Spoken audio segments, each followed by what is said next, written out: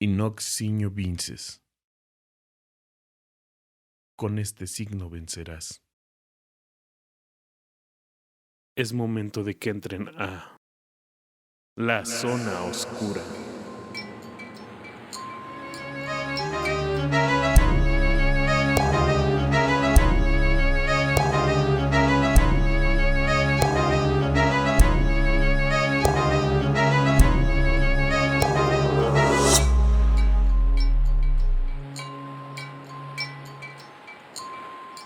Bienvenidos sean mortales una vez más a La Zona Oscura, su podcast quincenal que les trae en cada edición un nuevo relato misterioso, tenebroso y macabro.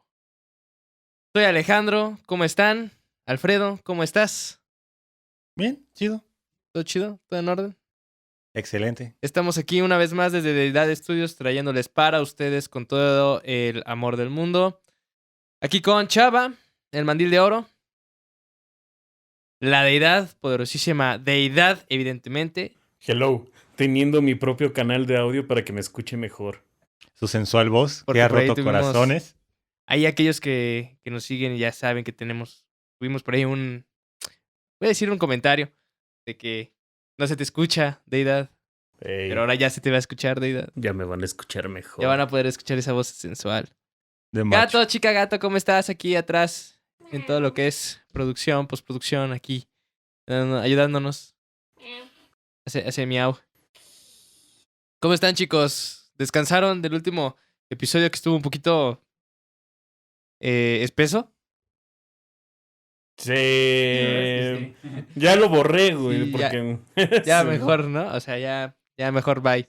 No, la neta es que quedó muy chido. Ya cuando lo escuchamos, Sí, después de, qué sí, buen sí. viaje, cabrón. Sí, o sea, sí, estuvo denso, pero todo chingón. Hablando del episodio anterior, Alfredo, platícanos, para aquellos que acaban de llegar, todavía no nos conocen, ¿qué vimos el episodio anterior? Pues estuvimos platicando de un tema medio escabroso. Por no decir medio volado. Por no Ajá. decir fumado. Ajá. Estábamos hablando del tiempo. Se me fue el pedo. Sí, ya vi que se te fue el pedo. Como el tiempo, güey. ¿Al tiempo se le va el pedo? No, el tiempo se te va. Como pedo. Como pedo. Ok, eso estuvo bueno, sí me gustó. Pues leímos el cuento de los perros de Tíndalos. Claro. Que pues tiene una temática ahí medio escabrosa con el concepto de tiempo y fue lo que estuvimos discutiendo y dándote con hasta el sartén entre la deidad y yo, cosa que te encantó. Pues Ah. ahí voy a dejar el comentario, lo voy a dejar al aire ya que la gente lo vaya a ver. Sí, mejor. A escuchar y a ver, porque sí, ya tenemos canal en YouTube, muchachos. Ya pueden ver estos hermosos rostros. La sensualidad de Alfredo, ya la pueden observar con más detenimiento. Es correcto, el episodio pasado estuvimos, pues, analizando y dándole vueltas a los temas bases que toca Frank Belknap Long en Los Perros del Tíndalos. Sí estuvo bastante heavy, bastante cansado. ¿Y por qué ese cuento? Bueno, pues porque estamos tocando todavía nuestro círculo de horror cósmico. Pero Alfredo, todo lo que inicia tiene que terminar. Ok, ¿Estás terminando conmigo, Alejandro? algo así. Todo lo que inicia tiene que terminar. Y el día de hoy vamos a cerrar con broche de oro nuestro ciclo de horror cósmico. Y evidentemente para hacerlo lo estuvieron pidiendo, nos lo estuvieron rogando, nosotros también ya queríamos traerlo al mismísimo H.P. Lovecraft, Howard Phillips Lovecraft, de Providence, con un cuento pues bastante cabrón, ¿no? Bastante interesante. Así es como vamos a finalizar este ciclo del terror cósmico, evidentemente exponiendo al Master de Masters en este fabulosísimo subgénero del terror. Hace poquito, Alfredo, estábamos viendo, antes de ver a los perros de Tíndalos y antes de ver inclusive en el compartimiento, estábamos viendo en Sueños del Desierto, ¿te acuerdas? Justamente ya cuando estábamos entrando en lo que es el horror cósmico como tal. En Los Sueños del Desierto hablamos de un tema interesante, pero siento que no abarcamos como nos hubiera gustado esta parte y que es evidentemente un tema muy recurrente, no nada más en el terror cósmico, sino también en el terror tal cual, el terror gótico y otras ramas de la literatura. Se habla mucho del sueño, ¿ok? Y es un tema que pues tengo entendido por ahí que has estado estudiando bastante en el último año. eh, y que sí, que vamos a hablar precisamente, perdón, vamos a hablar de el sueño. Y yo te tengo una pregunta, Alfredo. Eh, ¿Qué es el sueño? Mm. Yo te la voy a rebatir con otra pregunta. A ver, te oigo. Porque las preguntas que siempre tienen este copulativo de es van a ser, ¿cómo podré decirlo? Referencia a una esencialidad de la pregunta, güey. O sea, nos estamos preguntando qué hace la cosa que sea la cosa, güey. Ok, Entonces, si tú me preguntas qué es el sueño, yo te tendría que contestar por la esencialidad que es el sueño. Sin embargo, en un terreno tan escurridizo como esto, y aquí me voy a volar la idea de un pinche filósofo alemán, en vez de preguntarnos qué es el sueño, güey, yo preguntaría qué pasa con el sueño.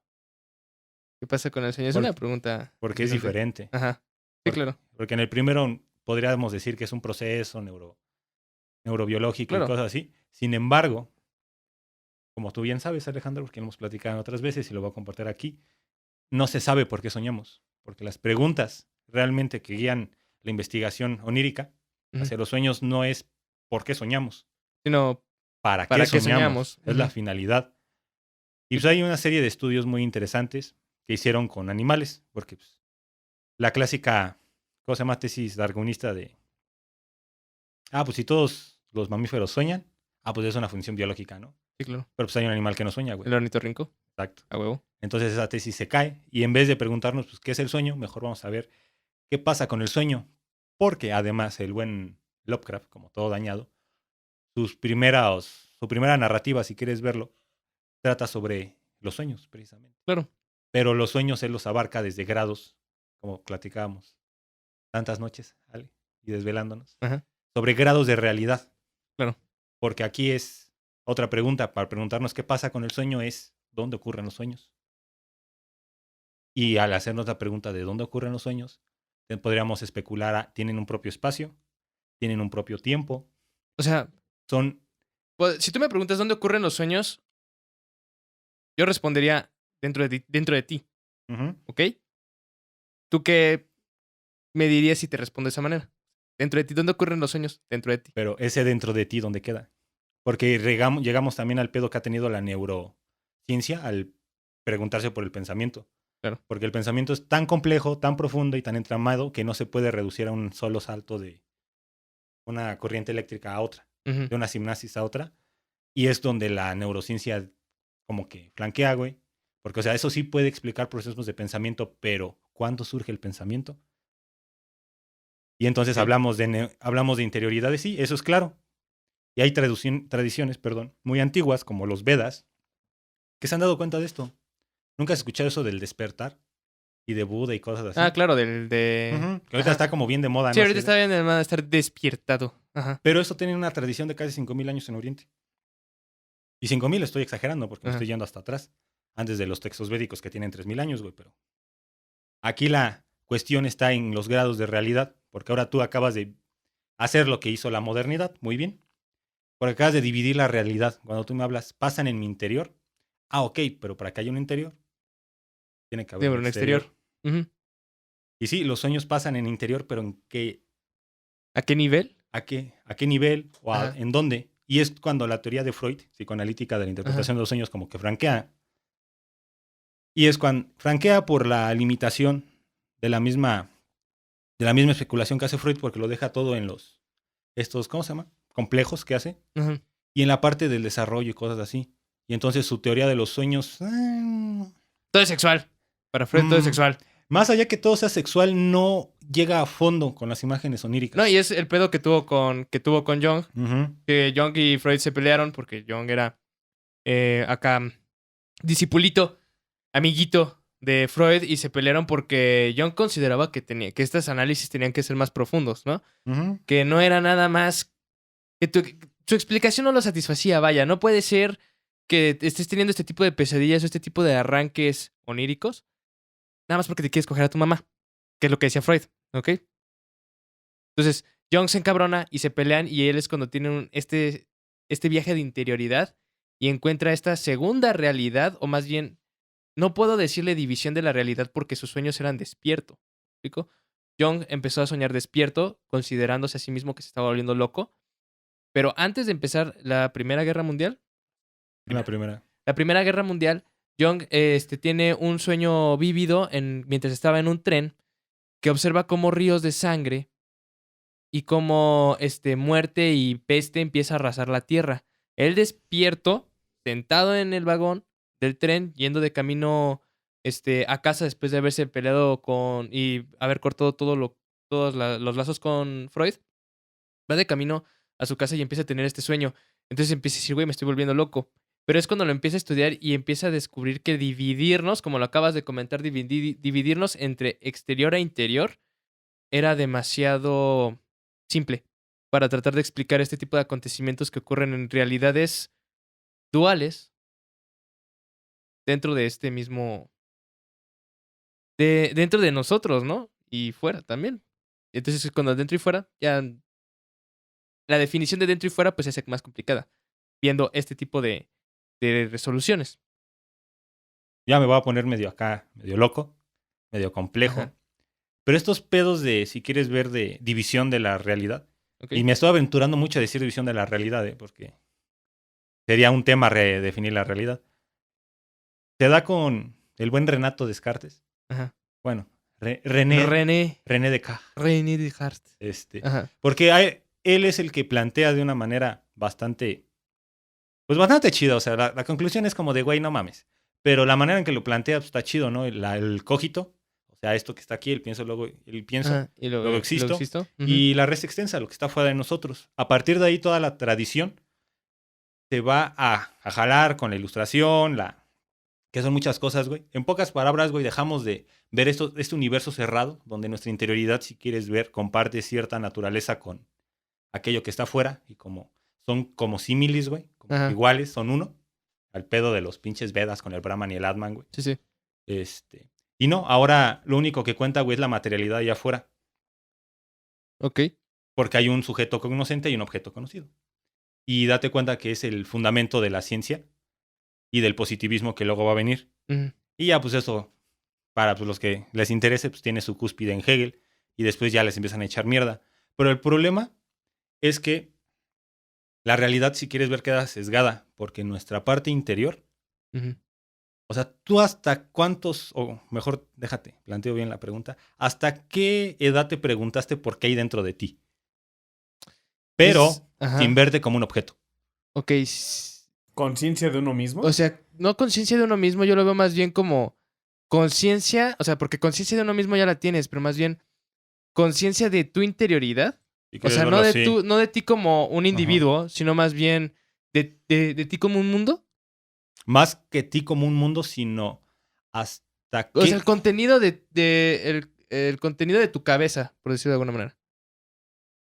Yo no lo pondría como solo contenido, Ajá. ni como solo universo, porque incluso cuando dices universo hablas de una unidad, Ok. de una unidad artificial, por Ujú. el sufijo dad, ¿no? Pero si quieres verlo más como un cosmos, Ok. pero así que te hayas dado cuenta de chinga. Y no es un proceso de individualidad, porque eso es lo que Sí, rompe sí. el sueño. Ah, Y es cuando tú me dices es que el sueño se da en la interioridad, es hasta qué punto te das cuenta que eres interioridad. Y esto lo contesta pues, la tradición que se me hace como más congruente y más sencilla y rápida de explicar aquí, es la del yoga de Patanjali.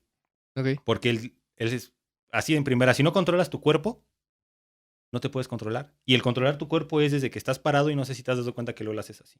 Ah, estás encorvado. Ajá, o estás Ajá. encorvado. Y entonces el Patanjali dice, aquel que no domina su cuerpo no se conoce. Lo primero que hay que dominar del cuerpo, que es la respiración. Ujú. Porque el hombre que sigue sus emociones van a seguir su respiración. Y entonces el güey que logra controlar así perfectamente su cuerpo, por eso esos güeyes se ponían a meditar, Claro. puede controlar los 4 estados de conciencia.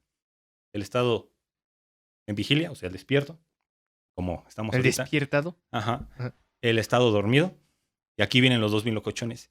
El estado dormido, despierto, o sea, estar consciente de tus propios sueños y el estado despierte consciente.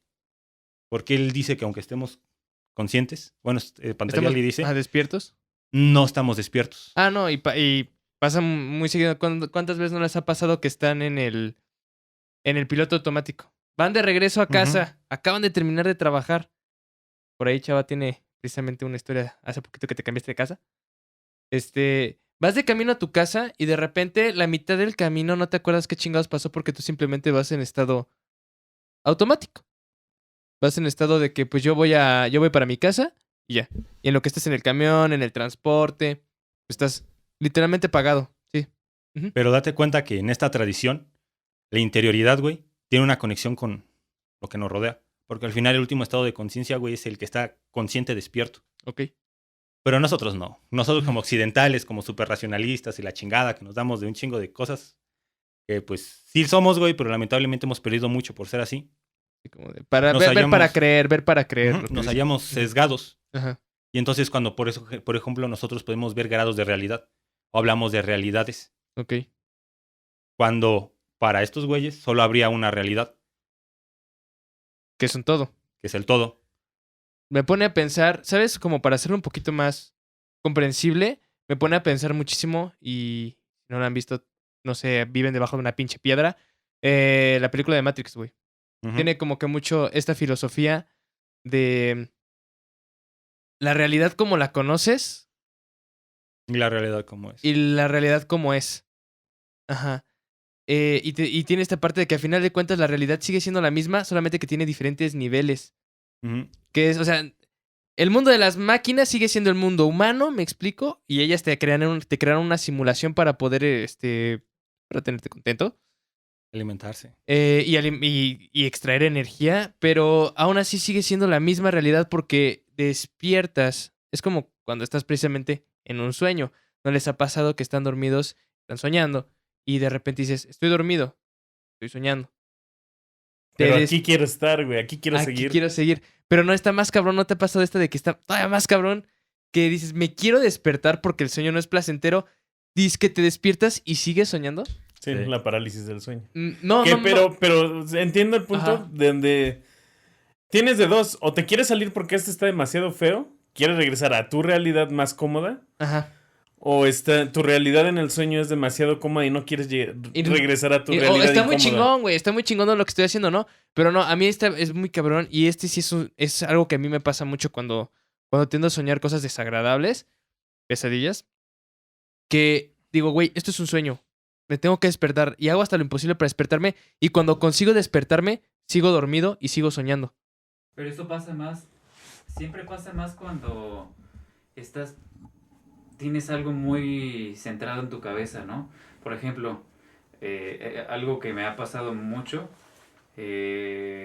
ahorita con esa parte de lo del podcast, en la parte de la edición del video, hay alguna idea que se me ocurre, pero que no la logro hacer a la hora de que estoy haciendo la edición.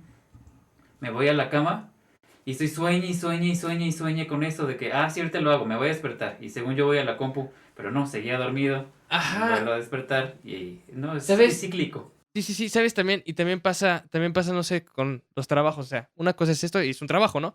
Pero también pasa con esta otra chamba, ¿no? Aquellos que han trabajado en restaurantes o han trabajado en bares y han soñado con las malditas comandas, entenderán mi dolor.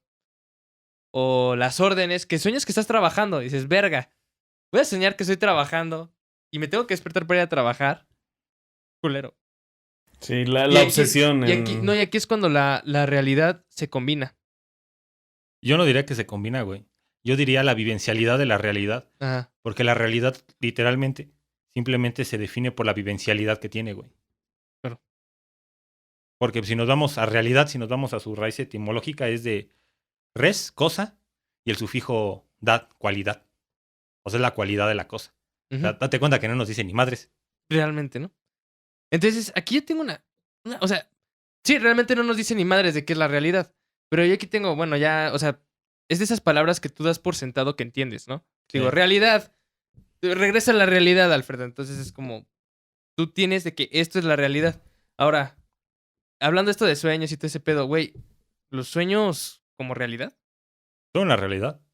Claro, lo son, pero ¿cómo son una realidad? Ahí viene el desmadre. Son una realidad independiente. Es lo que también se da cuenta Jung. Ajá, Que el sueño no depende del inconsciente, como lo decía Freud, claro. sino que es una realidad autónoma que conjuga la imaginación, el inconsciente, el yo, es un entramado. Y él le pone un nombre muy bonito que se llama el sí. En el sueño está el sí, que no es lo mismo que el yo. Ajá. El yo, pues si quieres ver, es tu yo consciente. Y yo. Ajá. Si Ajá. quieres verlo así, los sueños surgen de la psique, que ya es un concepto más desarrollado por la filosofía de la psicología arquetípica, Ujú. Que nacida de Jung. Ujú. ujú, que al final ve el inconsciente, el subconsciente, el transconsciente y todas esas mamadas que Sí, ya se sí. están diciendo, como una totalidad aún más profunda. Y entonces Jung le pone el sí. Y el sí es aquello que expresa las relaciones de totalidad de tu interioridad con tu individualidad. Es lamentablemente nosotros como posmodernos, modernos o como le quieras decir, hipermodernos, Ajá. no me jodan. ¿Qué tan moderno puede ser, güey? Ya sé. O qué tan real puede Puede ser, ser. güey. Y entonces los sueños tienen una realidad independiente. Y yo ni siquiera diría una realidad, tienen dimensiones espaciales, temporales, güey, independientes a las que nosotros, ¿cómo se llama? Podemos conocer, güey, porque hay muertos, güey, que no se conocen y sueñan entre sí. Hay sueños premonitorios, güey. Hablando de eso. Yo nada más puedo decir algo, güey. Yo he resuelto problemas que he tenido Soñando. soñando o incluso hasta componer música soñando. A huevo. Y ahí te voy. Precisamente a mí me ha pasado muchas veces que estoy soñando. Vamos a regresar con Jung ahorita. Estoy soñando. Resuelvo problemas soñando, pero no, accedo, vamos a decirle, que sueño con algo en particular, algo en concreto. Un ejemplo muy, muy, muy, muy marcado. A mí me pasaba mucho, y a lo mejor no me crees, pero lo dejaré a tu consideración. A mí me pasa mucho que sueño con una ciudad tipo acuática. Me refiero que funciona gracias a que está literalmente el caso de un río, como por ejemplo Venecia, ¿no? Que literal el río pasa por Venecia o Ámsterdam, ¿no? Pero todos los mecanismos de esta ciudad, los relojes, los molinos, el transporte, todo funciona de manera fluvial, que aprovecha el cauce de este río. Sueño mucho con esta ciudad de noche y tiene torres y tiene una arquitectura de mármol y de cantera, ¿ok? Y hace poquito estaba leyendo a W. Chambers en su Rey de Amarillo y habla de una ciudad en específico que se llama Carcosa. ¿Qué tiene este pedo? Que Carcosa es una ciudad así como te la estoy explicando, ¿ok? Y encima de eso, tiene también un detalle que yo nada más soñé una vez antes de conocer a este güey y antes de leer sus cuentos, en los que las estrellas son negras y muchas lunas orbitan sobre los cielos de esta ciudad. ¿Ok? Cuando me di cuenta de eso, dije, verga. Y me regresa a la cabeza esto que dijo alguna vez Jung del inconsciente colectivo al que accedemos en el sueño. ¿Ok? Este inconsciente colectivo me hace pensar que es lo que resuelve tus problemas, es lo que aprendes cosas antes de siquiera aprender y te despiertas y se te olvida, ¿no? Te despiertas y se te olvida y dices, bueno, ni pedo, o sea, no te acuerdas, pero de repente accedes a esta información y dices, güey, déjà vu, pero yo soñé con esto. Y aquí es cuando siento que esta parte de acceder al inconsciente colectivo que presenta Jung es a partir del sueño es como lo hace hace esta realidad, esta irrealidad tan real que de dualidad no hay mucho. No, pues la dualidad nada más es como un prejuicio de nuestra conformación occidental. Pero pues ahorita que dices lo del inconsciente colectivo, güey. Esto, o sea, ¿cómo lo puedo explicar? Los mitos, las tradiciones religiosas, güey, las tradiciones mistéricas, de la que quieras, güey, hacen referencia a estos arquetipos. Y casi siempre van a ser los mismos, güey. Hay una cruz en el cristianismo, hay una cruz en los mayas, güey. Hay una cruz en el hinduismo, güey. Hay un escarabajo en los egipcios, hay un escarabajo aquí. La figura del perro, güey. Ujú. La figura del perro aquí, de allá, donde veas, tienen un significado o un simbolismo parecido. Y ahí está el inconsciente colectivo. Y como diría Pessoa, la única droga a la que accedemos y de la que nos volvemos adictos sin querer es el dormir. y el soñar. A huevo. A huevo. Ujú. Y entonces es ahí cuando Jung se da cuenta y hace sus análisis, güey, y se da cuenta de este inconsciente colectivo. Al que puedes Pero, acceder. Fíjate que aunque él es el que se da cuenta, la literatura lo ha explotado un chingo, güey. Ah. El primer tratado de los sueños que se hace de interpretación de los sueños no fue de Freud, güey. No. Puta madre. El primer tratado de interpretación de los sueños, güey, lo hace Filón de Alejandría en el siglo I, güey. ¿Sí? Un pinche judío, güey, que por explicar esas madres lo sacan de los judíos. Pinches ojetes, güey. Sí, claro. Pero su interpretación de los sueños va más apegada a lo que dice Jung, a lo que dice Freud, güey. Y son interpretación de sueños bíblicos, güey. Todos aquí, por ser católicos cristianos, quiero pensar, han escuchado del sueño de la Virgen María, cuando se le aparece el ángel. Pues ese sueño tipo revelación, güey, pasa en todos lados, güey. Le pasó a Gautama, güey, le pasa a a este Mahoma, güey. Ajá. Le pasa al mismo Constantino, güey. Cuando va en la batalla del puente que nunca me acuerdo. Pero el Constantino, el güey que se hace cristiano y el Imperio Romano se hace cristiano, sí, güey. con este signo vencerás. Ajá. Ujú. Cuando se hace cristiano debido a un sueño, sueña en la cruz y escrito en latín con este signo. Ay, cabrón, ya hice mi desmadre. Con este signo vencerás, ¿no? Entonces, hablando de todo esto, pues, evidentemente aquí hay un tema, pues, importante. Se preguntarán, ¿qué chingados tiene que ver con Lovecraft? Pues, como les explicamos hace un momento, Lovecraft agarraba mucho en sus inicios de escritura y no nada más sus inicios de escritura. Todos los malvados seres que nacieron de la mente de este genio fueron en sueños, en pesadillas.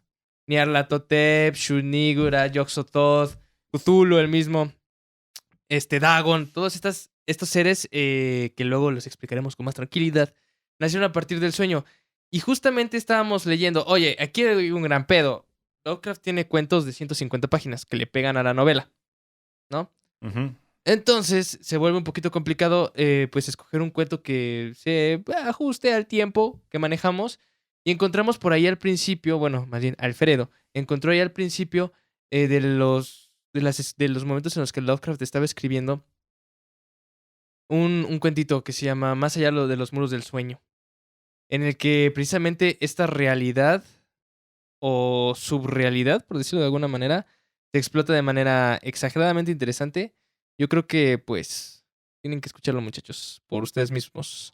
Aquí traído de la voz de la deidad, Esa sensual voz. Más allá del muro del sueño, de H.P. Lovecraft.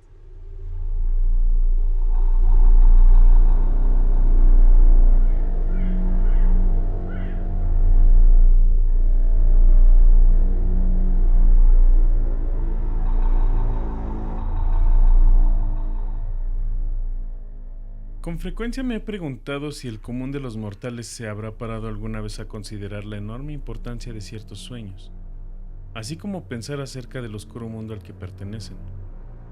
Aunque la mayoría de nuestras visiones nocturnas resultan quizás poco más que débiles y fantásticos reflejos de nuestras experiencias de vigilia, a pesar de Freud y su pueril simbolismo, existen no obstante algunos sueños cuyo carácter etéreo y no mundano no permite una interpretación ordinaria, y cuyos efectos vagamente excitantes e inquietantes sugieren posibles ojeadas fugaces a una esfera de existencia mental no menos importante que la vida física, aunque separada de esta por una barrera infranqueable.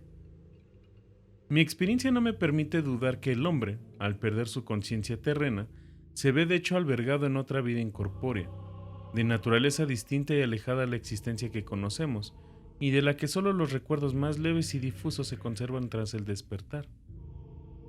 De estas memorias turbias y fragmentarias es mucho lo que podemos deducir, aun cuando probar bien poco. Podemos suponer que en la vida onírica, la materia y la vida, tal como se conocen tales cosas en la Tierra, no resultan necesariamente constantes, y que el tiempo y el espacio no existen tal como lo entienden nuestros cuerpos de vigilia. A veces creo que esta vida menos material es nuestra existencia real, y que nuestra vana estancia sobre el globo terráqueo resulta en sí mismo un fenómeno secundario o meramente virtual. Fue tras un ensueño juvenil colmado de especulaciones de tal clase, al despertar una tarde del invierno de 1900 a 1901, Cuando ingresó en la institución psiquiátrica en la que yo servía como un interno, un hombre cuyo caso me ha vuelto la cabeza una y otra vez. Su nombre, según consta en el registro, era Joe Slater o Slater, y su aspecto resultaba el del típico habitante de la zona de la montaña Catskill. Uno de esos vástagos extraños y repelentes de los primitivos pobladores campesinos, cuyo establecimiento durante 3 siglos en esa zona montañosa y poco transitada les ha sumido en una especie de bárbara decadencia, en vez de avanzar al compás de sus iguales más afortunados, asentados en distritos más populosos.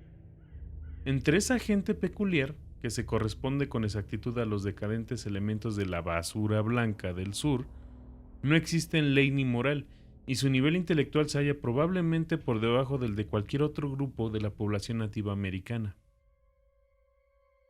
Joe Slater, que llegó a la institución bajo la atenta vigilancia de 4 policías estatales y que era descrito como de un carácter sumamente peligroso, no dio, sin embargo, muestras de tal peligrosidad la primera vez que lo vi.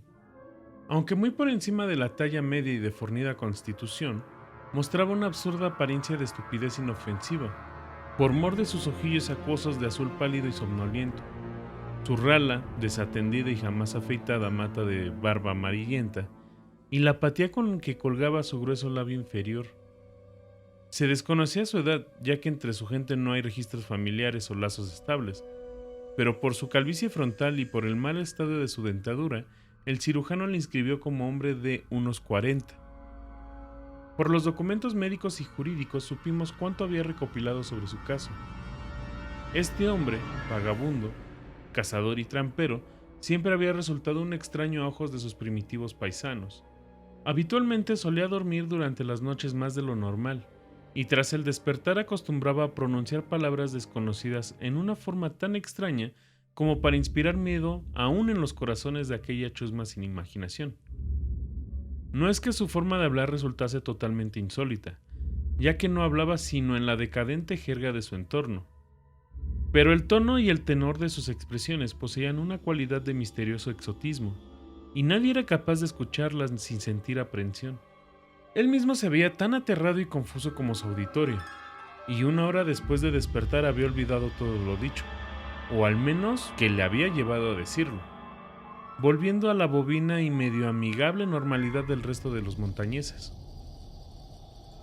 Según envejecía Slater, al parecer, sus aberraciones matutinas fueron aumentando en frecuencia e intensidad, hasta que alrededor de 1 mes antes de su ingreso en la institución se desencadenó la estremecedora tragedia que había llevado a su arresto por parte de las autoridades.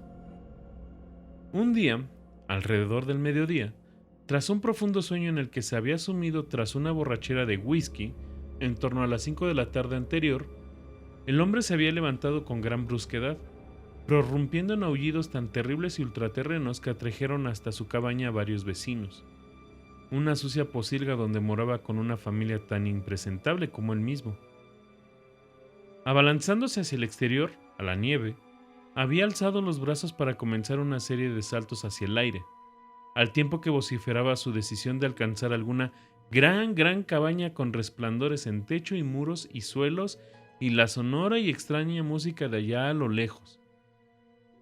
Cuando 2 hombres de respetable tamaño intentaron contenerlo, se había debatido con furia y fuerza maníaca, gritando su deseo y su necesidad de encontrar y matar a cierto ser que brilla, se estremece y ríe.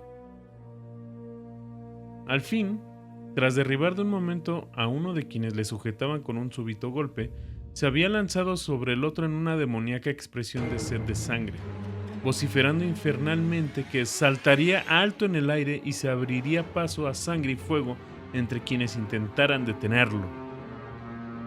Familia y vecinos huyeron entonces presos del pánico, y cuando los más valientes regresaron, Slater se había ido, dejando tras de sí una pulpa irreconocible del que fuera un hombre vivo 1 hora antes.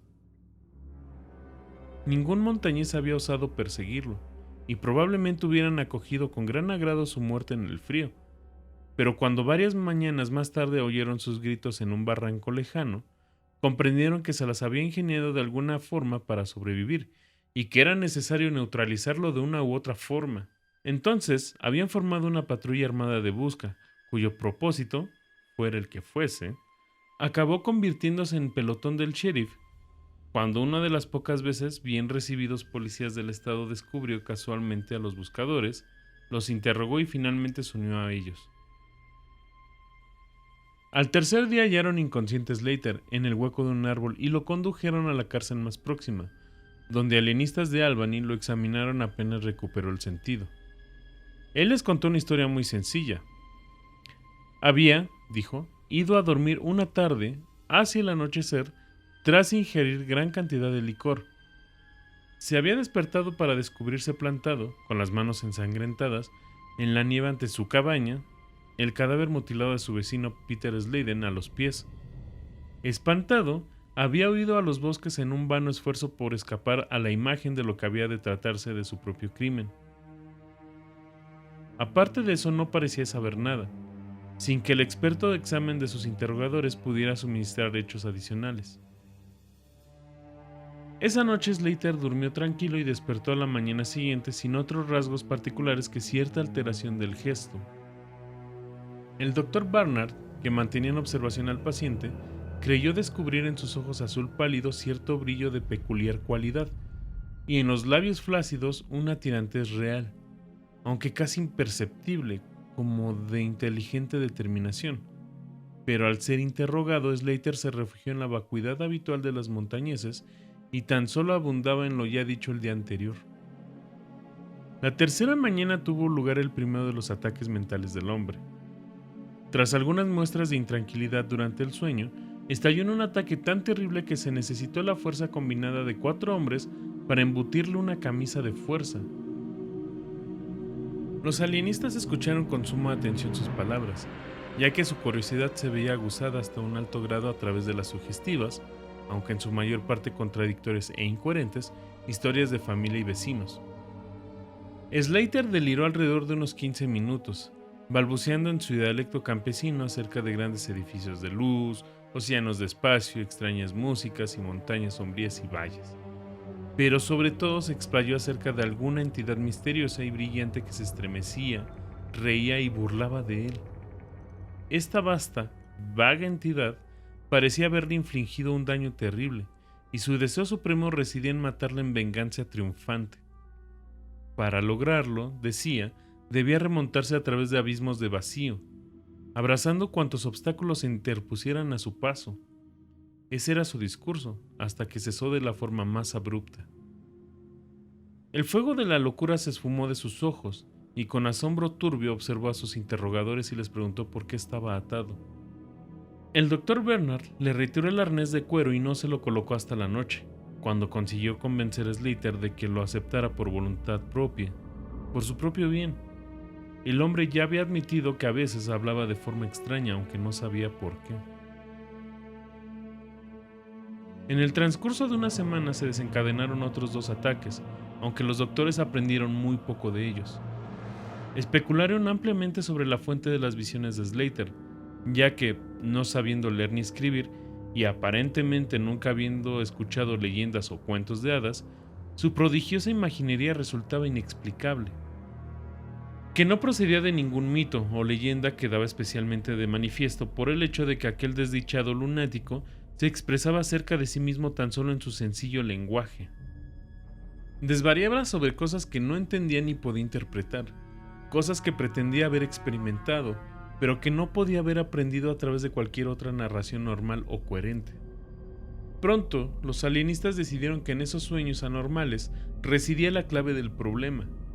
Sueños tan vívidos que durante ciertos lapsos de tiempo podían dominar por completo a la mente despierta de ese ser humano, básicamente inferior.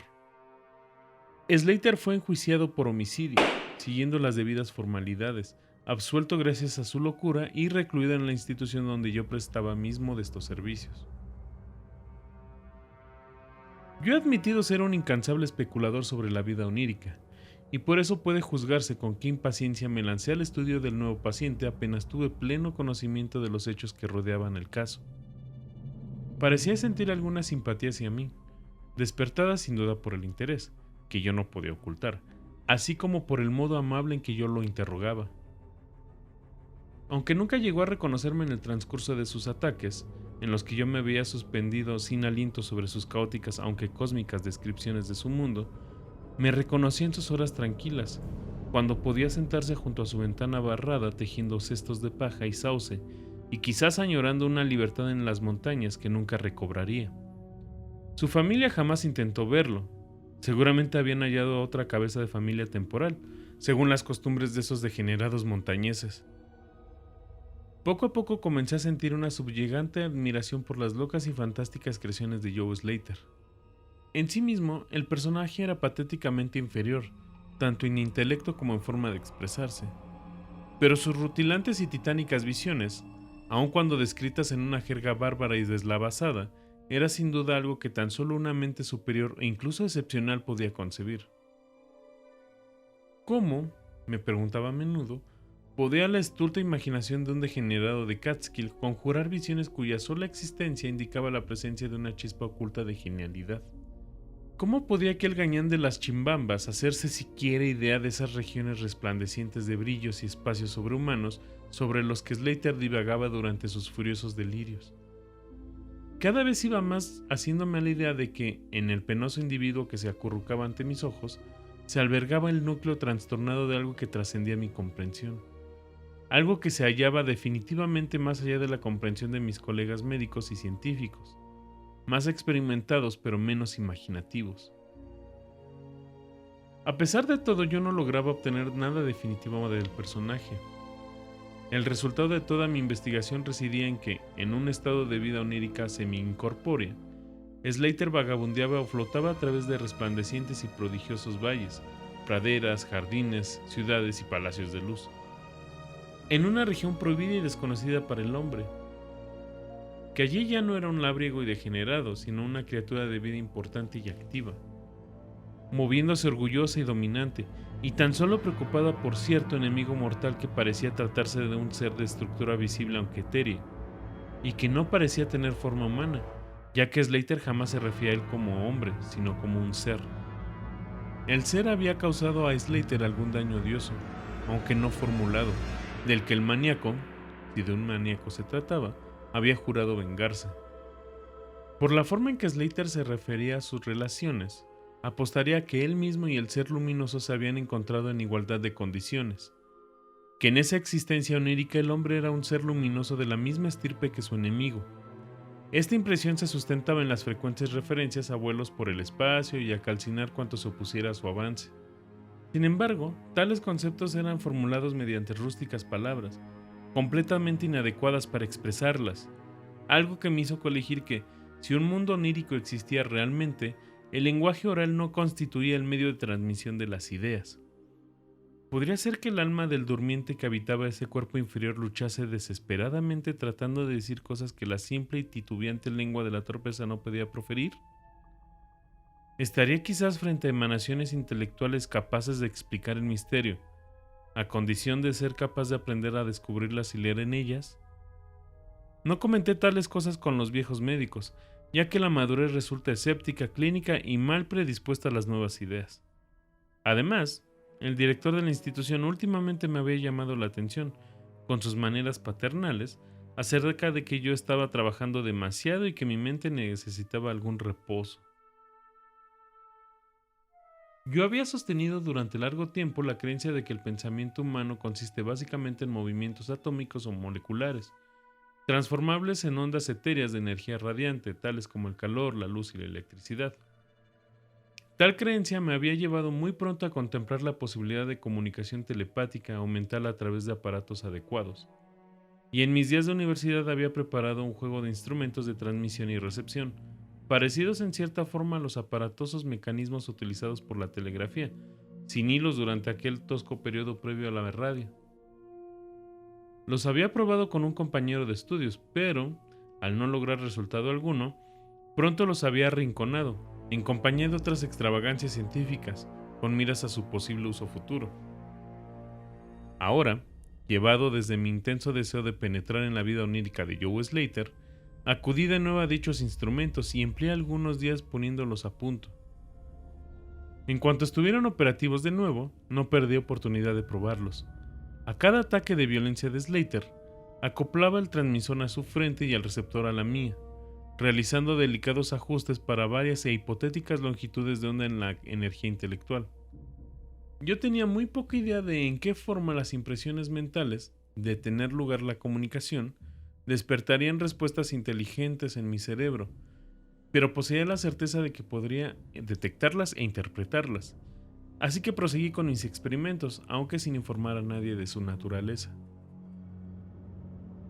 Finalmente, todo ocurrió el 21 de febrero de 1901. Años después, mirando atrás, comprendo cuán irreal puede parecer, y a veces me pregunto a medias si el anciano Dr. Fenton no tendría razón al achacar toda mi imaginación sobreexcitada.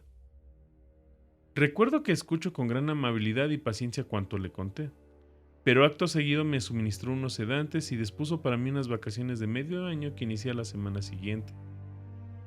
Aquella fatídica noche yo me encontraba agitado y perturbado en un gran sumo, ya que a pesar del excelente trato dispensado, Joe Slater agonizaba sin remisión. Quizás se trataba de la perdida libertad de Montañés, o quizá el desorden de su cerebro se había vuelto excesivamente acusado para su organismo, perezoso en demasía. En todo caso, la llama de la vida se apagaba en aquel cuerpo degradado. Hacia el final se encontraba adormecido y al caer la oscuridad se sumió en un sueño inquieto. No le puse la camisa de fuerza, tal como solía hacer cuando él iba a dormir, ya que veía que se encontraba demasiado débil como para resultar peligroso. Aún si recaía en el desorden mental otra vez antes de expirar.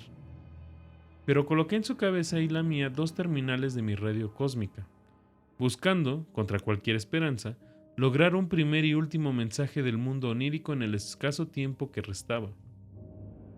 Con nosotros, en la celda, se encontraba un enfermero, un tipo mediocre que no comprendía el propósito del aparato, ni pensó en cuestionarse mis movimientos. Con el pasar de las horas, vi cómo su cabeza se vencía desmayadamente en el sueño, pero no lo molesté. Yo mismo, acunado por la rítmica respiración del sano y del agonizante, debí comenzar a cabecear poco después. El sonido de una melodía lírica y extraña fue lo que me despabiló. Acordes, vibraciones y éxtasis armónicos resonaban apasionados por doquier mientras, ante mi mirada hechizada, se abría el formidable espectáculo de la belleza suprema.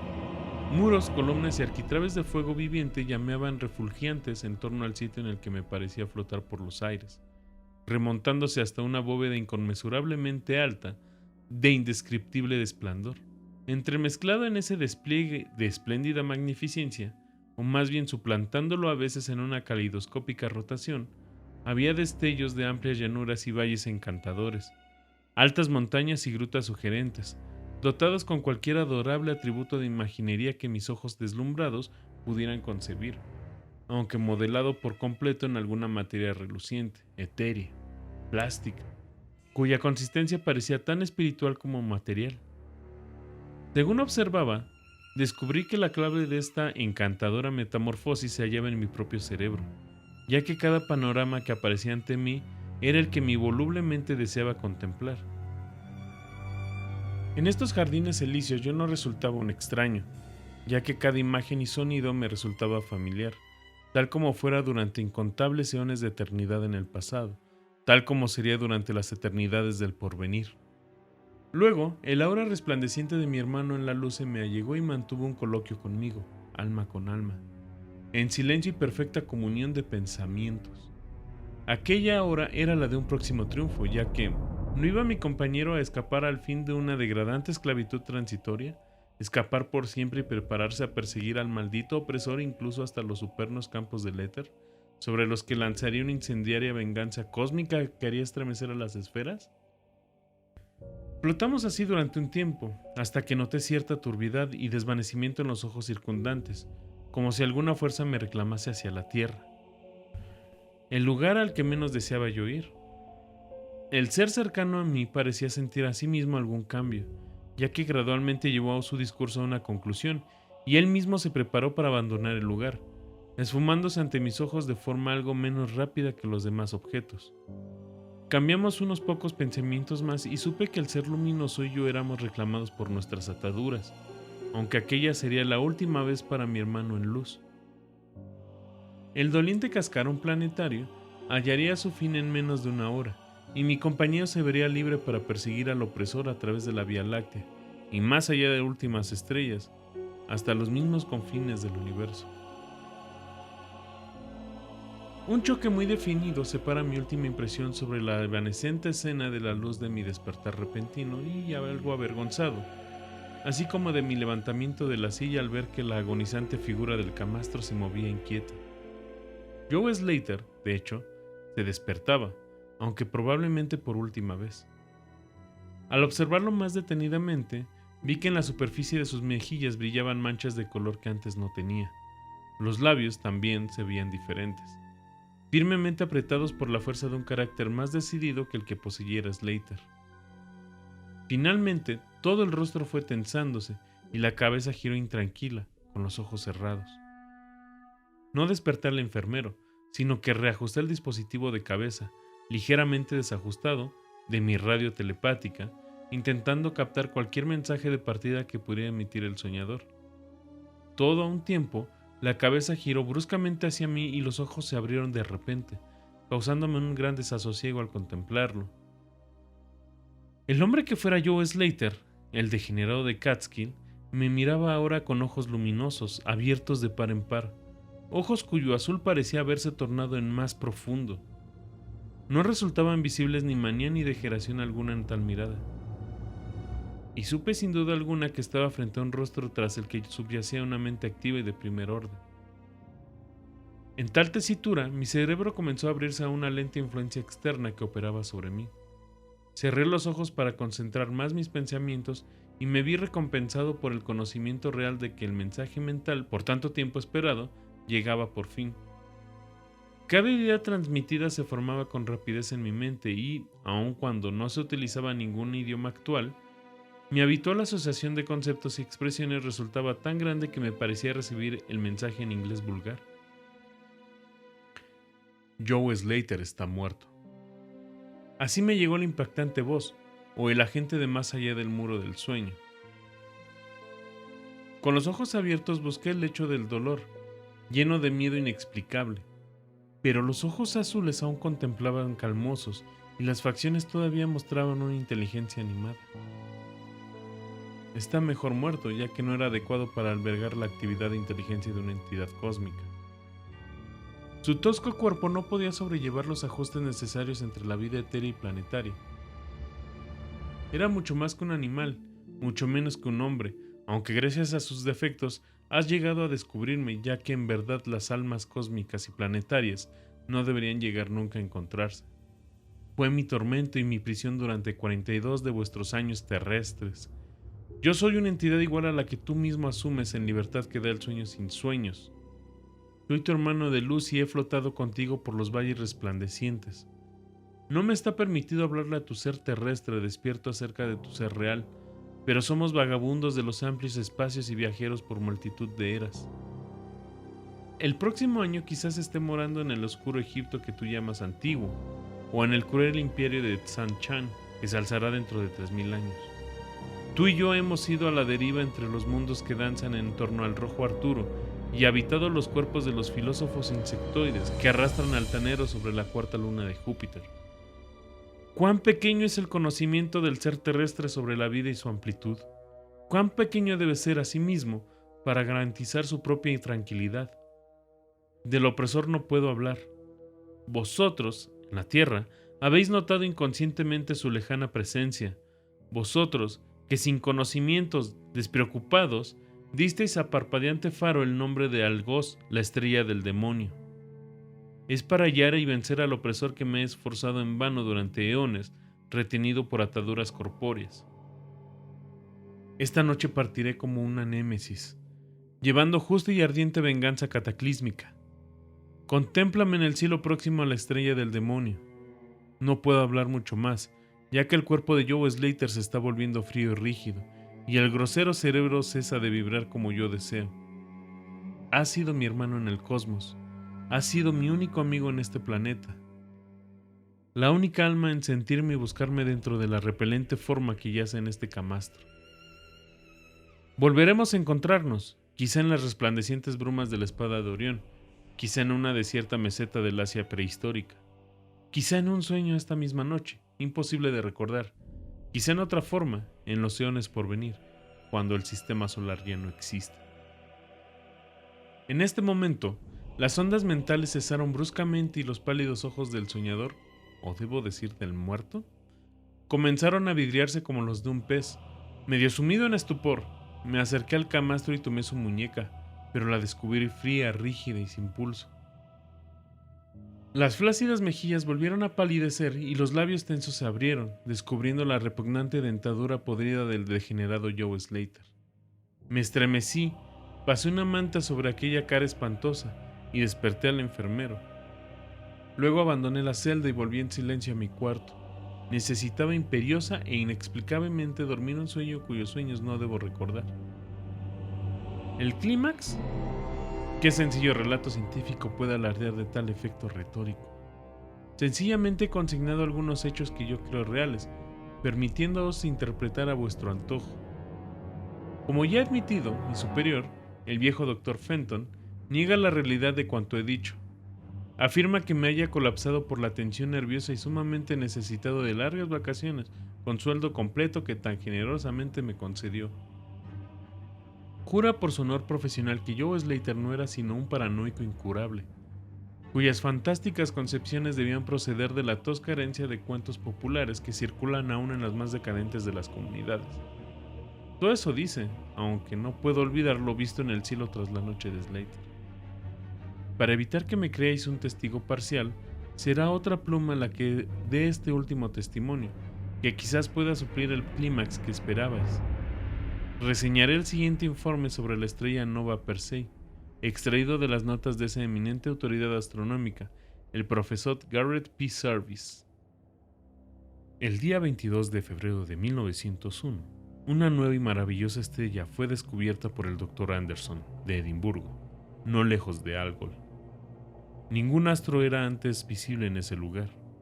En 24 horas, la desconocida había alcanzado brillo suficiente como para opacar Capella.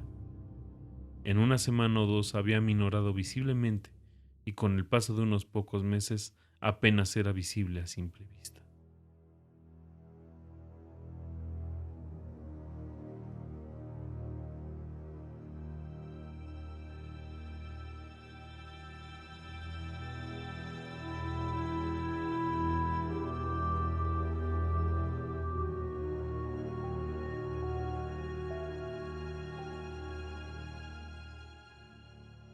Mortales. Muchachos aquí reunidos. ¿Cómo era el cuento? Edad, Uf, Alfredo. uf. Yo nada más sí mientras estaba leyendo este cuento fue, ¿qué haces, güey? Que caes así en algo tan pinche inmenso y es como caer en el océano Pacífico, güey. O sea, aunque sepas nadar, ¿para dónde jalas, güey? Yo discrepo contigo de edad. Y ahorita te voy a decir porque primero quiero escuchar el comentario de Alfredo. A ver, Alfredo, ¿qué tienes que decir al respecto de este fabuloso relato? Es que realmente, como lo plantea el enfermo de Lovecraft, bueno, es que otra cosa, pues a mí lo que me gustó, güey, fue como esta incursión de la ciencia ficción que empieza a hacer el men, Ajá. con el aparatito que conecta las mentes. Es Porque como la era- de Inception, ¿no, güey? No, hay una película, no me acuerdo cómo se llama, la vi en un congreso de filosofía, donde tú Bien- puedes... Bien culto el señor. En un Ajá. congreso, güey, vi la película. Ajá. donde Qué fifi. papi, bebé, hermosa Arvizu, nos estaba explicando algo como él solamente A puede ver, hacerlo. no, pero viene el nombre del maestro, o sea, si Bueno, está bien. El maestro da clases en la Facultad de Filosofía de la UAC. se ¿qué llama maestro es? José Antonio Arbizu Valencia. La conferencia se llamaba El Spoiler como Revelación Teológica. El spoiler como revelación teológica. Ya se escucha interesante eso. Güey, Ah, está chido, güey. tuvo... solamente como él puede hacer las cosas. A ver. Pero en la película, los señores tienen un aparatito que se ponen aquí Ajá. y tú puedes vivir recuerdos de otras personas. Haz de cuenta, el caso que pasan es de un chico, bueno, la escena que pasó el profe, que está en silla de ruedas y el recuerdo que él pone es de una persona caminando por la playa. Y él, al momento que se pone eso, puede sentir esas sensaciones. Y otra escena es un chico que pues, guardó los mejores recuerdos con su chica, con su novia. Entonces empieza otra relación, pero en esta relación como que no le va tan chido y se la pasa viendo esos recuerdos. Me recuerda a Black Mirror. Cuando tienen instalada la... Bueno, si no han visto, cuando tienen Ujú. instalado como... Es como de la segunda temporada o la primera. Es la primera temporada, segundo Sí. episodio, si no me equivoco. Que tienen aquí detrás de la oreja un dispositivo que les permite... Como si tuvieras tu celular, pero en tu cerebro. Ujú. Todas las funciones de tu celular están en tu cerebro. Sí, está muy bueno ese Está muy, muy cabrón ese pero muy cabrón ese capítulo. Pero yo aquí tengo... Bueno, tú continúa. Voy por ahí. O sea, el ejemplo que pongo es, y hablando del consciente colectivo, es la manera en la que se pueden juntar las mentes, porque al final el chico que está en el sanatorio puede ver o puede ver, pero no solo puede ver, sino puede sentir y vivir lo que el otro chico simplemente le hablaba, porque acuérdate que decía que su inglés o su idioma no era como tan sofisticado. Sí, que su inglés era más Mm. chocante, montañés, o sea, más ranchero, por decirlo de alguna manera. Sí, y que es hasta que se pone este aparatito que después de un montón de intentos Ajá, logra conectarlo Logra hacerlo funcionar. y se da cuenta que no está hablando con el señor, con Slayer o Slayer, Slater. Slater. Slater. Ese es Slater. Slater. Algo así. Slater. Bueno, Este, con el montañés. Aquí voy a hacer una pausa para no dejar en desconcierto a todos, porque ya es la segunda vez que tocamos este término y creo que no lo hemos explicado. La primera vez fue cuando contamos el Orla, que es un alienista. Bueno, un alienista es aquel doctor que se dedica exclusivamente a enfermedades mentales. Eso se habla también aquí en este episodio. Continúa, Alfredo. Y pues, yo cuando estaba leyendo el relato, porque siempre los 2 de madrugada, que mi hora de leer es en la noche, me planteé la pregunta y llegué a la conclusión de que el sueño, o sea, los sueños de Slater o el montañés ese, eran, y derivado del nombre del cuento, eran una manera de protegerlos de otra cosa. De algo que está ni siquiera dentro de él. Porque si hablamos y continuamos nuestra discusión de que el sueño es una interioridad, Ajá. para mí esa interioridad, esos sueños que él tenía antes de perder la razón o antes de dejarse como este daimon poseerlo tan cabrón que mató a un güey y lo hizo gelatina, lo estaba protegiendo de algo que estaba en otro lado. Ujú. Y los sueños eran la manera en la que su pobre mente humana podría mantener eso a raya. Porque la única manera de evitar el horror y lo siniestro es pensar que es irreal. Ajijo. Es interesante, pero yo lo voy a ver de esta manera. A la edad le aterró la idea de estar a la deriva en el cosmos, ¿no? En la infinidad. ¿Ok? Y a ti no te aterra la idea, pero más bien es... Tu manera de haberlo visto es... como comentabas ahorita, la manera en la que genera como ese pavor es la protección de algo más allá. Y tenía que... como un mecanismo de defensa, vaya. Que estos sueños fueron como un mecanismo de defensa. ¿Sí? Solo déjalo en defensa, man. No un Porque mecanismo. Solamente que fue como una manera de defenderse, de protegerse de algo más allá. podría ser, man. A ver, dale. Ok. Bueno. Voy a decir yo lo vi de esta manera. En la que... Güey, qué chingón. Güey, qué chingón que seas más allá que un ser humano tan sencillo, tan simple. Tiene muchas cosas de estas, así como que muchas cosas combinadas como esto del New Age, ¿no? De que seres de luz pero le pone un trasfondo más macabrón, ¿no? O sea, el otro güey, el opresor que está hasta la pinche estrella del diablo, riéndose y maldiciendo desde allá arriba mientras posee. Te obliga a vivir en un cuerpo inferior, ¿no? Pero imagínate esa capacidad de poder llegar como que a ese nivel, ahora sí, como de realidad, esa liberación del cuerpo. Y sí, tú tenías un guía, pero tú ya no eres un ser humano. Tú ya no estás en las limitantes de ese ser humano. Entonces, ¿por qué habrías de temer si ya puedes moverte libremente por ese plano? ¿Me explico? Ahora, donde yo le veo el miedo es más bien por el contrario. El ser que está atrapado en el cuerpo de Slater, imagínate, o Slater, imagínate que estás así normal, están así todos normales, como son. Llega un pendejo inútil, ustedes van en su carro y llega un pendejo inútil borracho y lo choca y los atrapa en... Y bueno, despiertan en un estado ya sea de coma o vegetativo en el hospital. ¿Ok?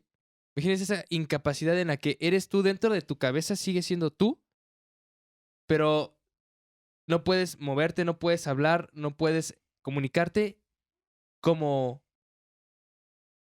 quisieras hacerlo, como estás acostumbrado a hacerlo. Es lo que le pasó a este güey. Ahí es donde yo siento que radica el terror.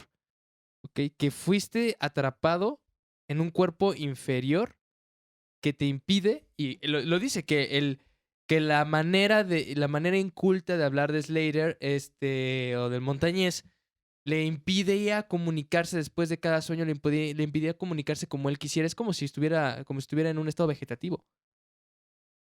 Claro, y es que hay la parte al que a mí me llamó, o que con quien simpatizo, en mi caso fue Con el doctor. con el doctor, y Ujú. tú simpatizas más bien con el ser que está dentro de Con Slater. el ser que está dentro de Slater. Con Slater no tanto, o sea, a final de cuentas, el mismo ser lo dice, se lo dice al doctor. Era más que un animal, menos que un ser humano, Sí. ¿ok? Y no me podía comunicar o no podía ser quien tenía que ser. Y ahora voy a ir a vengarme de este hijo de su putísima madre que me castigó dentro de este cuerpo, ¿no? Y el güey va ahí, echó la madre a chingarse al otro güey. Ujú. Yo así es como lo veo. Así es como sentí el cuento. La neta, sí, de hecho, no esperaba que un cuento tan corto de Lovecraft me diera tantos vibes de ese tipo, ¿no? Yo lo sentía así, muchachos. Sí, de hecho. Ujú. A ver, Alfredo, Lo veo muy ¿qué has estado pensativo. pensando? Yo siento que estás confundiendo impotencia con terror. No es lo mismo. La impotencia te causa terror, güey. No. ¿Por qué no? Te puede llegar a causar angustia, pero no terror, güey. ¿Por qué no? Porque en el terror, o la sensación de terror, más allá del miedo, güey, porque es como, ya habíamos hecho un escaloncito si quieres ver más allá arriba del miedo, güey. Ahí todavía puedes, o crees que puedes hacer algo. Ahí radica la verdadera esencia del miedo, güey. Y que al final te carga la chingada. Y si no puedes hacer nada, güey, simplemente eres impotente. Pero en la impotencia puede haber terror, güey. Imagínate que te quedas atrapado en un elevador, güey. No puedes hacer nada. De hecho, Pero el terror yo lo podría poner como...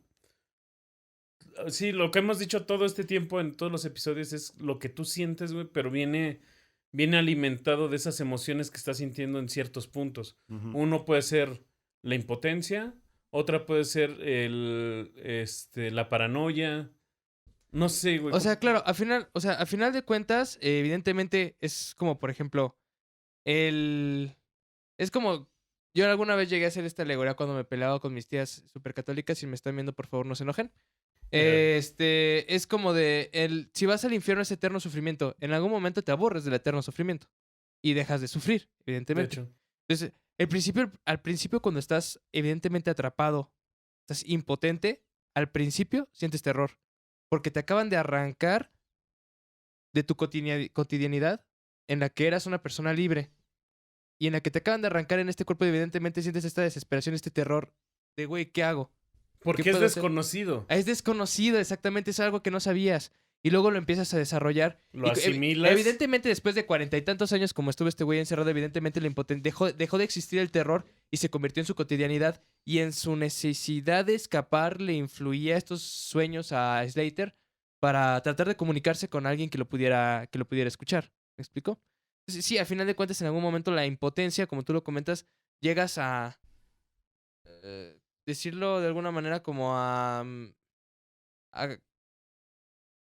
dar por sentado que, bueno, ya, estoy aquí atrapado, tengo que, de alguna manera puedo hacer algo, pero no como lo quisiera. O sea, Dejas de preocuparte por empezar a trabajar en... más bien, es que, ¿cómo se llama? Caes de cuenta que pues estás en impotencia, entonces dejas de sentir el terror que comentas. Sí, o sea, sí está bien que cuando sientes impotencia, o sea, la impotencia no es lo mismo que el terror, claro, pero la impotencia puede llevar al terror.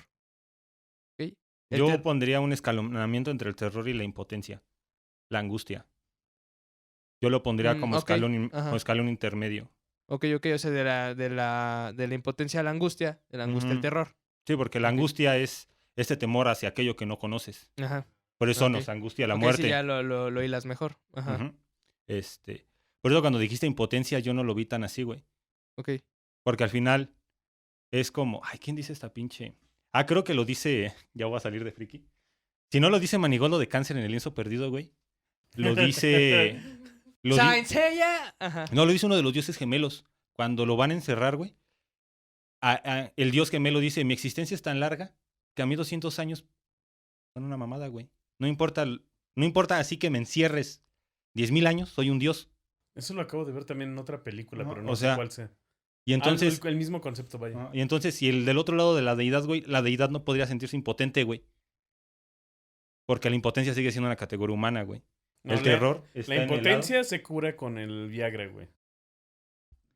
No se Esteban, cura, güey. No se cura, güey. Esteban, Es- ahí está ese consejo, No, amigo. no se cura, güey. No se cura. Es nada más una solución momentánea. Vaya. Ujú. Ya eso necesita semáforos, güey. Aquí nosotros haciendo ¿cómo se llama? Patrocinio sin ser patrocinados. güey? Patrocinios. Sí, a huevo, sin recibir nada a cambio, chingada madre. Pues está interesante su manera de verlo, muchachos. La neta sí. Ujú. Sí. Y ahora, esta pregunta es interesante. Y yo, bueno, nos la hicimos cuando estábamos leyendo este cuentito y lo estábamos analizando posteriormente a la grabación. Güey, ¿por qué muro del sueño? ¿El muro del sueño? ¿Por qué dice muro del sueño? ¿Por qué más allá del muro del sueño? ¿Por qué el sueño es un Hay muro? que ver exactamente el concepto en inglés, güey. Porque lo traducen como muro o como barrera. Sí. ¿Cómo también. se llama en inglés? Ey, güey.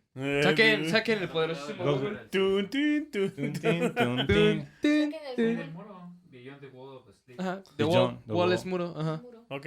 Sí. Es muro. Entonces tú dime. Yo te tengo esa preguntita. ¿Por qué el muro del sueño, güey? ¿Por qué el muro del ¿Por qué considerarías el sueño como un muro?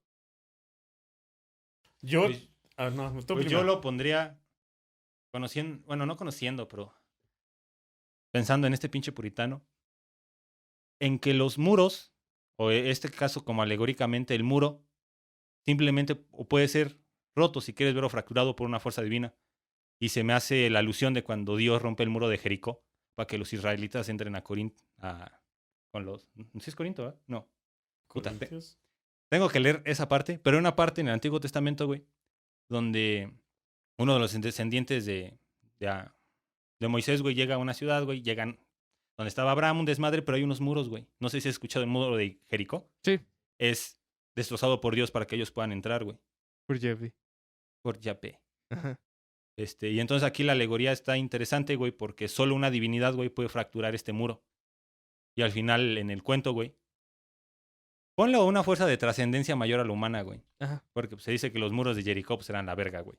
Y es Dios el que le dice, si para Moisés, tus antecesores, a partir las aguas, partiré rocas, güey, pinche muro sabrá la verga.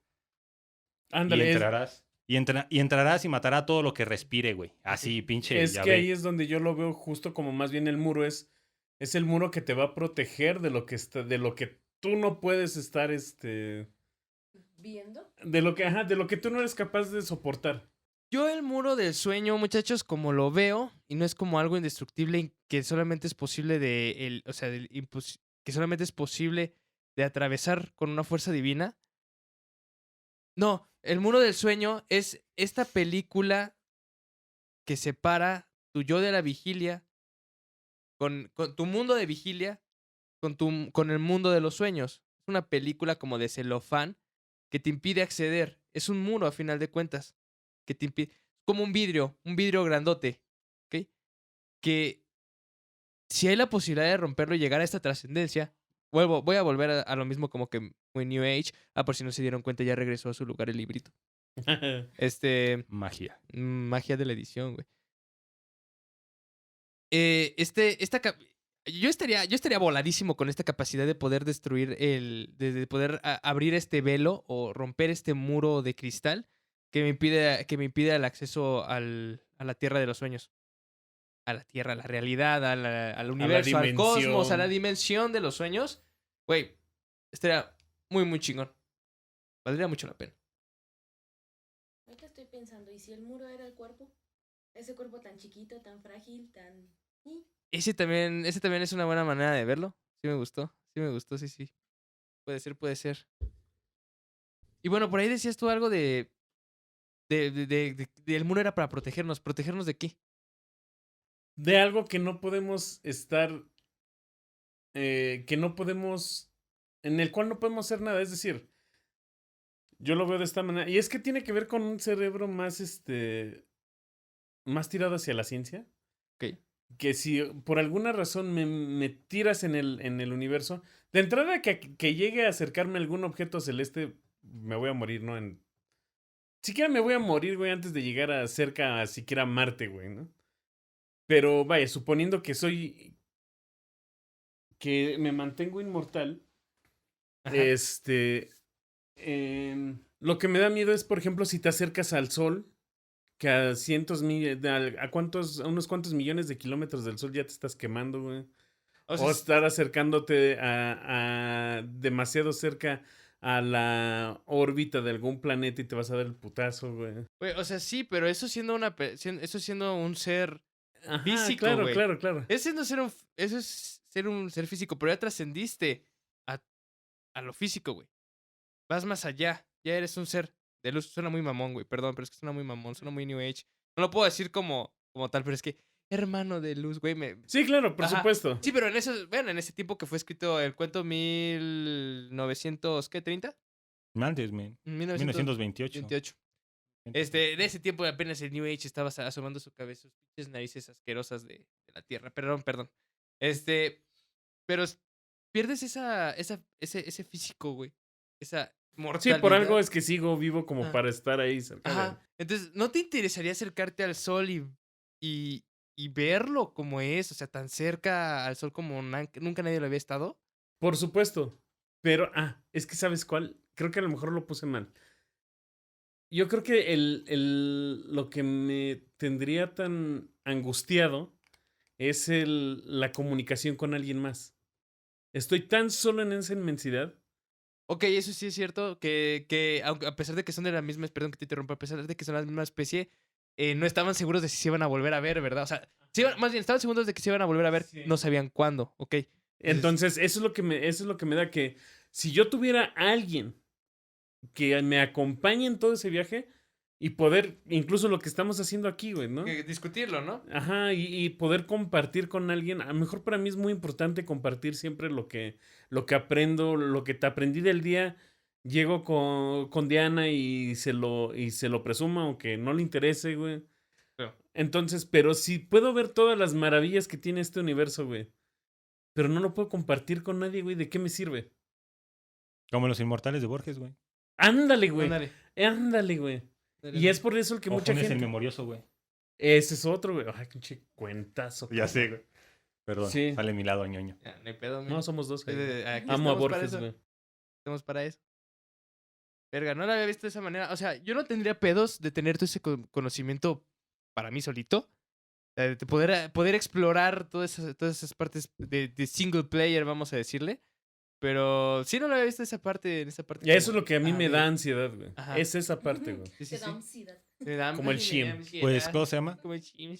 Pues el tema que están tocando de la inmortalidad y lo que genera de angustia. Bueno, ya me callo. No, No, es cierto. síguele. Es un tema tan antiguo como el pensamiento del hombre mismo, porque en la primera epopeya épica, güey, la epopeya de Gilgamesh, hay un dios que es castigado por los dioses planetarios y adivina con qué lo castigan. Inmortalidad. Con la inmortalidad. Y cuando el compita de Gilgamesh, perdón, el acento me falla, no sé, sumerio antiguo, lo va a buscar para que le devuelva a su amigo de la muerte, porque es el único que no muere, porque hasta sobrevivió al primer diluvio, güey. O sea, todos se ahogaron y se veía hacia abajo. Pues es el mismo concepto del judío errante, güey. Exacto. Y desde ahí está esa inmortalidad. Pero más que inmortalidad, güey, es el temor que genera esa infinitud, güey. Porque al final el castigo del inmortal es ese, güey. Ajá, ser inmortal. También, ¿a quién? A Medea también la castigan con inmortalidad y la hacen una vaca. A Tom Hanks, güey, en la de Greenville. ¿Cómo se llamaba? Milagros Inesperados. Milagros inesperados, Hay güey. una película reciente que toca algo similar, un poco más mundana, como diría Alex, que es se llama Passengers o Pasajeros. Está en Netflix. Es de unos güeyes que van a ir a vivir a otro planeta pero está creo que a 200 años de distancia y los meten en criogenia. La nave sufre impactos de meteorito, se despierta un güey de la nada, a mitad, ni siquiera a mitad del viaje, o sea, todavía les faltaban como más de 90 años para llegar. Y empieza a ver que puede acceder a la comida de los ricos, a los cuartos de los ricos, porque él era como un pasajero promedio. Pasa un año y se empieza a aburrir. Y después de ese año, pues ya empieza como con tendencias suicidas porque pues está solo, ¿no? Sin compartir con nadie, sin poder hacer nada con nadie más. Y entonces se encuentra una chica que es Jennifer Lawrence. Ya sé cuál es. Ajá. Sí, ya es con Y empieza a rondarle la idea de... Es Chris Pratt, ¿no? Ajá, es Chris Pratt. Y empieza a rondarle la idea de despertarla para compartir con ella todo lo que está pasando. Eso, güey. Exactamente, Exacto. eso es lo que me da miedo a mí, güey. Justo es eso, ¿no? Porque él tiene ese miedo de estar solo. Pues ya estaba a punto de suicidarse cuando la ve a ella. Y dice, no, la voy a despertar y voy a compartir con ella de aquí hasta que pues, nos muramos. Y Ese es mi tema, güey. ahorita que Chava dijo eso, esto es teológico, pero tiene mucho que ver, güey. Cuando Duns Scoto dice por qué Dios creó en la nada, él no, o sea, al principio, Dios era una nada, güey, porque nadie le decía a Dios.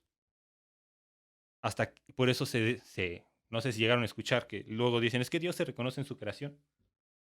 Es porque Duns Scoto cuando dice es que Dios es una nada, porque hasta antes que creara a Adán, nadie le decía que era un Dios.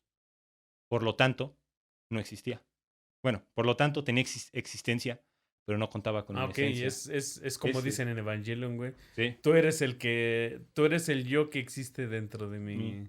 Ajá. Ujú. La imagen que te... No, algo así, no me acuerdo cómo está, pero el pedo es ese. Yo Pero no aquí- soy yo soy yo hasta que tú... Sí, hasta que tú me reconoces. sí, que le dice, tú, Ayanami tiene un yo de mí, Misato tiene un yo Ándale, de mí, ese. ya en el último capítulo. Pero es precisamente eso, porque en el análisis existencial que hace Heidegger en el ser y el tiempo, ya me estoy viajando, el Mitsein es estar con, es el que nos dota de existencia. O sea, hasta que yo estoy con, es cuando me doy cuenta que soy un Dasein. Va más lento porque sí. Hasta que yo estoy con alguien, me doy cuenta que soy un yo. Ok, ya comprendo, ya comprendo. Por eso son las 3 dimensiones existenciales que pone Heidegger, que es Ajá. el Dasein, que es soy yo ahí en el tiempo, pero para que yo sea ahí en el tiempo necesito un Mitsein. Alguien que te valide. Más que te valide, güey, alguien que te dota de existencia. Ah. O sea, más bien para que tú te valides. No, porque No. ni siquiera tú, es que si no está ese Mitsein, ese estar con, güey, ni siquiera eres validado. Ni siquiera. Güey. Ah, ok. Y eso también lo menciona Eric Fromm en El miedo a la libertad, güey. Ok. Que hasta que nos hacemos, hasta que nos damos o nos damos cuenta o nos desprendemos del seno materno, güey, que tenemos individualidad, nos damos cuenta que yo soy, pero no soy mi mamá. Y hasta ese ok. momento existo como individuo. Ok, es como dice esta muchacha Joke en su melancolismo en tiempo de incertidumbre, que menciona que nosotros nos damos cuenta de nuestra melancolía cuando conseguimos el lenguaje y podemos decir yo. Algo así. Ajá. Ok. Sin cuando embargo, nos separamos aquí- de la madre y bla. No, pero sin embargo, en el pedo que pone Heidegger está muy cabrón, porque aunque tú tengas lenguaje, güey, si no está ese estar con, Ajá. Claro. no existes, güey. No existes. Por Y eso date es que- cuenta que en el cuento, para hilarlo, porque parece que ya nos Ok, estamos ok, yendo, No, espérate. hasta que la deidad, Ajá. no tú, la deidad, no. el demonio, se comunica con él. Ajá. Existe. ¿Sí? Ajá. Sí. Sí. No, sí tienes toda la razón. Hasta que este ser de luz encuentra a otro ser de luz. Él Él se despierta. Él existe y Él puede se irse. reconoce. Ajá, sí. Ah, verga, pinche Alfredo, si nada más pareces güey, maldito. Ay. Les acabo de explicar una de las partes más densas de hacer el tiempo. Gracias. Mejor que la vez pasada, Mejor, güey. sí, definitivamente mejor que la vez pasada. Si vieras cómo me la explicaron a mí. Ay, muchachos. Pues bueno. La verdad es que fue un cotorreo bastante chingón. Me agradó. Hasta se te quitó el sueño, nene. Sí, un poquito. Se nota, pues bueno, que muchachos, lamentablemente tenemos que retirarnos. Pasamos a despedirnos. Primero, antes de irnos, muchísimas gracias por seguir con nosotros todo este ciclo onírrico y de terror cósmico, donde abordamos desde los inicios hasta su cúspide. El horror cósmico no tiene un final porque a la fecha sigue vigente. El horror cósmico sigue vigente, no es como el horror gótico, que realmente trabajos importantes del horror gótico ya casi no los ves, es muy, muy extraño, está muy moribundo. Sin embargo, el horror cósmico está muy presente, este horror que todavía tiene muchos tintes de ciencia ficción, de... de Es de- como una masa de un chingo de cosas. sí, Y hay un chingo de películas desde Ajá. The Thing, la cosa de los The 70, 80. Hay una más nueva que se llama The Void, el vacío. El color que cayó del cielo cuando nos ¿Cómo hace se llama? Nicolas ¿Cómo se llama esta de los Cage. monstruos que no tienen ojos, pero te pueden oír? Quiet Place. Sí, es A Quiet Place, ¿no? Que es también es horror cósmico, no te explican el origen de estos seres. De hecho. Pero Y- sí te dicen que vienen de otro lado. Ajá, güey. y que vienen y hacen su desmadre, que está bien chida esa película. Al final no me gustó tanto. Pero bueno, No nos vayamos, no nos no nos vayamos. veamos. Pues bueno, lamentablemente, muchachos, nos tenemos que despedir la noche de hoy. Alfredo, muchísimas gracias por estar con nosotros. Chao, una vez más. Los amo. Muchísimas gracias por estar con nosotros. Deidad, siempre omnipresente, siempre omnisciente. Gato, siempre omnipresente, siempre omnigato. Y pues bueno, nos pasamos a despedir. Un saludo a todos aquellos que nos siguen en la zona oscura por todos los lados, ya sea por Spotify, por iVoox, por el chat de Telegram y evidentemente en nuestro recién estrenado canal de YouTube. Denle me gusta y dejen su comentario aquí abajo en la caja de los comentarios. Güey, siempre quise decir eso. No mames, a huevo. Dejen aquí su comentario en la caja de comentarios. Síganos en Telegram, el chat donde pueden armar su desmadre y hablar de este tipo de cosas. Así como nos lo estamos aventando, también Hace más debrayado ahí, acá más. sí, Hay ya datos curiosos. más Ahí- extenso. Estamos cotorreando constantemente con ustedes. Diagonal LZO chat. Nos encuentran en Telegram, telegram.com, diagonal LZO chat. Para que se vayan a dar su rol. Se vayan a poner a cotorrear acá con nosotros, con Alfredo, con la Deidad, con Gato, con Chava, con su servilleta, Alejandro. Pues bueno. Las redes sociales ya saben dónde nos pueden seguir. Si no saben, yo se los cuento. Nos pueden encontrar en Facebook como La Zona Oscura FB, en Instagram como La Zona Oscura IG. Y pues ya les dije lo de Telegram. En YouTube nos pueden encontrar como La Zona Oscura. Muy bien, muchachos. Pues bueno, Alfredo, nos vamos. Vámonos. Vámonos. Vámonos. Yo soy Alejandro A mí me llaman Alfredo.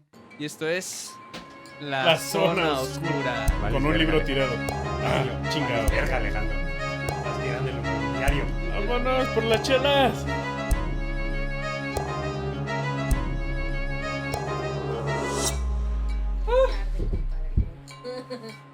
Bueno, hay whisky, pero un whisky muy raro. ¿Quieren whisky? A su perra madre. Sí, está muy raro. Sí, yo sigo grabando.